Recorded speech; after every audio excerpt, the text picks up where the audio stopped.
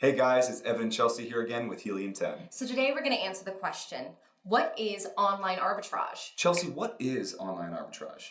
Online arbitrage means sourcing products online with the specific goal of exploiting a price mismatch between two different marketplaces, then reselling that product on another marketplace for a profit. If you're an online reseller, this means you are trying to identify products that have a lower price than they are currently being sold on Amazon on other places like an online store marketplace. So let's go over the difference between online arbitrage and retail arbitrage. So retail arbitrage sources bricks and mortar retail outlets. The outcome is going to be the same because you're simply trying to make a profit based off a mismatch in price.